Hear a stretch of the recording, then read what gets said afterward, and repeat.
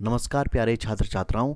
जैसा कि आप सबको मालूम ही है कि आपकी परिषदीय परीक्षाएं इस बार 21 फरवरी से आरंभ हो रही हैं और सबसे जो पहला पेपर है इंटरमीडिएट का वो ड्राइंग एंड पेंटिंग है। और जैसे कि हमने इससे पहले वाले भाग में भी आपको कुछ प्रश्नों को बताया था कि किस प्रकार आपको प्रश्नों का उत्तर देना है, तो हमने एक सैंपल पेपर आपको इससे पहले के वीडियो में भी दिखाया था।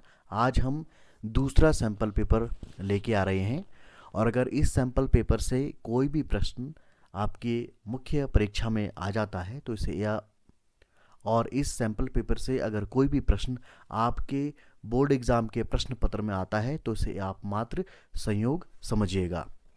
तो देखिए यहाँ पर जो आपका पूर्णांक है वो 30 नंबर का है, क्योंकि 70 नंबर का आपका प्रैक्टिकल होता है। समय इसके लिए आपको मिलेगा 3 घंटे का।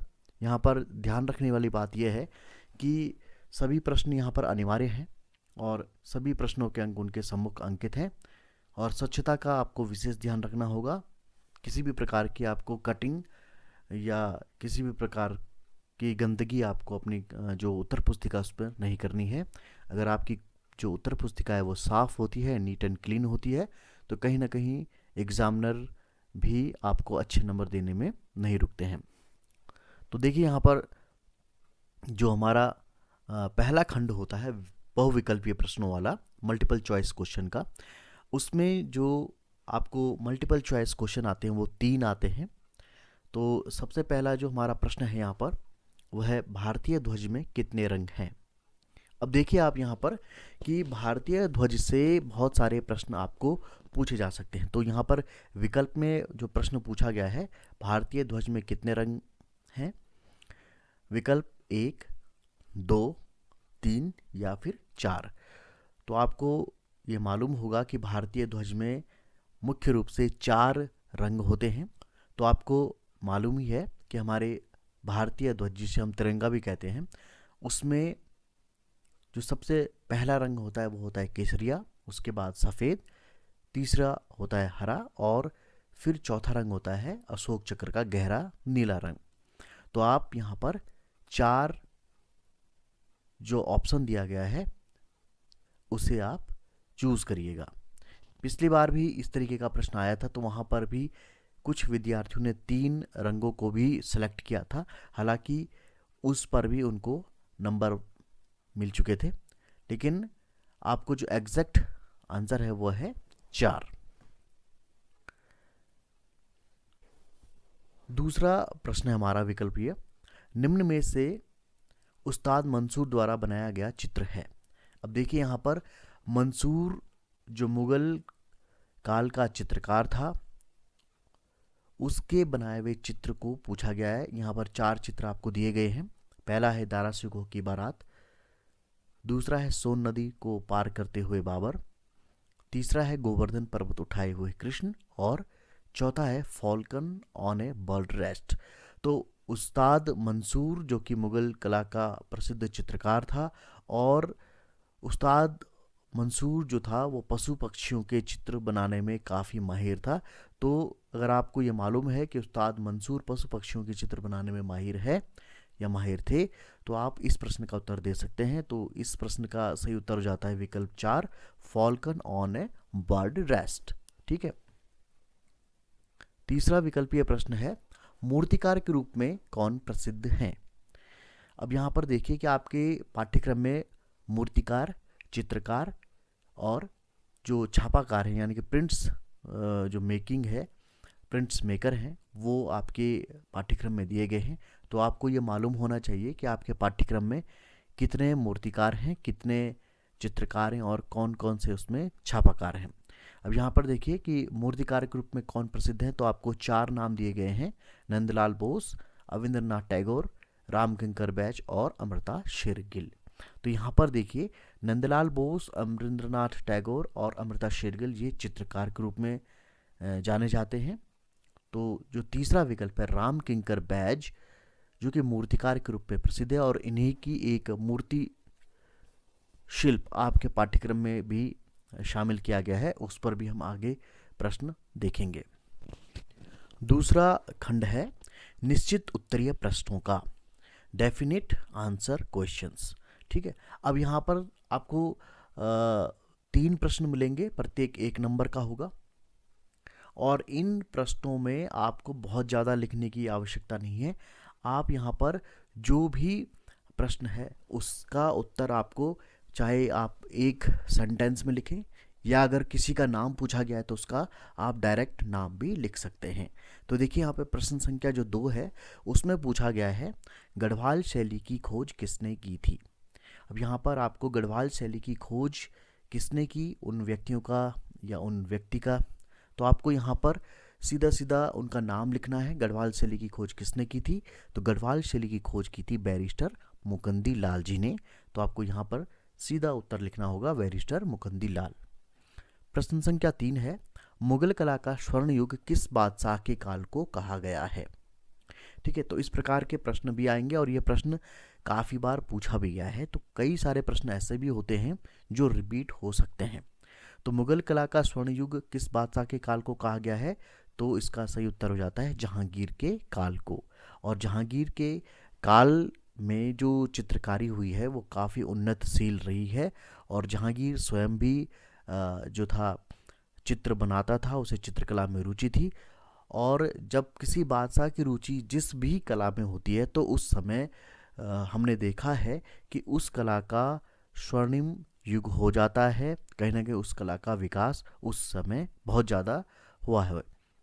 तो इस प्रकार जो जहांगीर का काल है वो मुगल कला का स्वर्ण युग कहा जाता है। अगर हम शाहजहां की बात करें तो शाहजहां के समय में भी चित्रकारी हुई थी, लेकिन जो शाहजहां थे उनको वास्तुकला में ज़्यादा रुचि थी, तो उन्होंने जो है वास्तु शिल्प पर ज़्यादा ध्यान दिया। तो उनके समय में ताजमहल, आगरे का लाल किला और ये काफ़ी सारी इमारतें उनके समय में बनाई गई। प्रश्न इस प्रकार से भी आ सकता है कि मुगल कला का पतन किस बादशाह के समय में हुआ। तो यहाँ पर देखिए कि पतन की अगर बात की जाएगी तो वहाँ पर उत्तर हो जाता है औरंगजेब। तो इस प्रकार आप मुगल बादशाहों के जो इंटरेस्ट हैं उससे भी देख सकते हैं कि किसके समय में किस प्रकार की कला का जो है विकास हुआ है। प्रश्न संख्या 4 है पटना शैली को किस अन्य नाम से जाना जाता है। देखिए यहाँ पर क्योंकि ये निश्चित उत्तरीय प्रश्न है तो आपको सिर्फ 1 लाइन या 1 वर्ड में आप इसका उत्तर दे सकते हैं। पटना शैली का जो अन्य नाम है वह है कंपनी शैली। तो आप इस प्रश्न का सही उत्तर दे सकते हैं कंपनी शैली। पटना शैली को जो अन्य नामों से जाना जाता है वह है कंपनी शैली। तीसरा खंड है लघु उत्तरीय प्रश्नों का, यानी कि शॉर्ट आंसर आपको यहाँ पर लिखने होंगे। आपको 3 से 4-5 लाइनों में इसका उत्तर देना होगा। और क्योंकि ये 3 प्रश्न आपको यहाँ पर पूछे जा रहे हैं और प्रत्येक 3 नंबर का है तो इस खंड से आपको 9 अंक हासिल हो सकते हैं। प्रश्न संख्या 5 देखते हैं मेवाड़ शैली की किन्हीं 5 विशेषताओं का वर्णन कीजिए। तो देखिए जितनी भी शैलियाँ हैं, चाहे वो पहाड़ी हैं, राजस्थानी है, दक्षिणी है, मुगल है या बंगाल शैली है, उनकी जो शैलियों की विशेषताएं हैं उन विशेषताओं को आपको नोट डाउन करना चाहिए। और ये विशेषताएं हमेशा पूछी जाती हैं। यहाँ पर मेवाड़ शैली के बारे में पूछा गया है, हो सकता है आपके पास मुगल शैली की 5 विशेषताएं आ जाएं या फिर पहाड़ी शैली की विशेषताएं आ जाए या पहाड़ी शैली की किसी भी एक उपशैली की विशेषता आपसे पूछी जा सकती है। विशेषताओं में आप वर्णन कर सकते हैं उस समय क्या क्या विषय वस्तुएं बनाई जा रही थी, किस प्रकार के रंगों का उपयोग किया जा रहा था, कौन कौन से वहाँ पर चित्र बनाए जा रहे थे। तो जो भी विशेषताएं हैं उनको आप हेडिंग वार लिखेंगे। तो हेडिंग वार अगर 5 विशेषताओं को यहाँ पर लिखेंगे तो आपको 3 नंबर आपको पूरे प्रदान हो जाएंगे। प्रश्न संख्या 6 है दक्षिण शैली के कुछ मुख्य चित्रों का वर्णन कीजिए। तो आपके सिलेबस में जितने भी दक्षिण शैली के चित्र हैं, जैसे कि नर्तकी का चित्र भी है आपके उसमें, तो जितने भी चित्र आपको दक्षिणी शैली में आपके पाठ्यक्रम में दिए गए हैं उनको आपको नोट डाउन करना होगा। यहाँ पर अधिकतम आप यहाँ पर 3 से 4 चित्रों के नाम अगर आपको ज्ञात है तो वो लिख सकते हैं, नहीं तो कम से कम 3 चित्रों को आप जरूर लिखिएगा क्योंकि ये 3 जो है अंकों का प्रश्न है। प्रश्न संख्या 7 है बंगाल स्कूल के चित्रों की तकनीक का वर्णन कीजिए।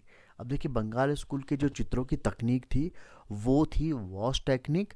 तो वॉश टेक्निक किस प्रकार से की जाती थी वो आपको यहाँ पर वर्णन करना होगा।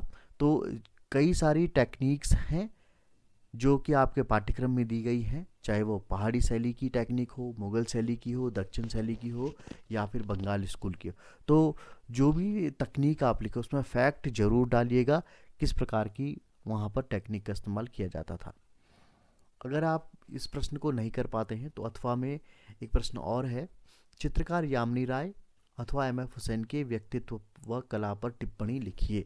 तो देखिए इस प्रकार के प्रश्न काफ़ी बार आते हैं जब चित्रकारों के नाम दिए होते हैं या चित्रकारों के व्यक्तित्व व कला पर टिप्पणी लिखने के लिए आ जाती है। तो देखिए यामिनी राय के ऊपर आप लिख सकते हैं कि वो बंगाल शैली के चित्रकार थे, कालीघाट के जो लोक चित्र थे उनसे काफ़ी प्रभावित थे और उनके चित्रों में उस लोक कला की झलक भी हमें दिखाई देती है। अगर आप एम एफ हुसैन के बारे में लिखते हैं तो एम एफ हुसैन के व्यक्तित्व के बारे में आप लिख सकते हैं कि उनका जन्म कहाँ हुआ है, उनकी शिक्षा दीक्षा कहाँ हुई, उन्होंने कौन सा ग्रुप ज्वाइन किया था, उन्होंने पैक ग्रुप ज्वाइन किया था, शुरुआती दिनों में उन्होंने फिल्मों के पोस्टर, फर्नीचर मेकिंग ये सब काम किया।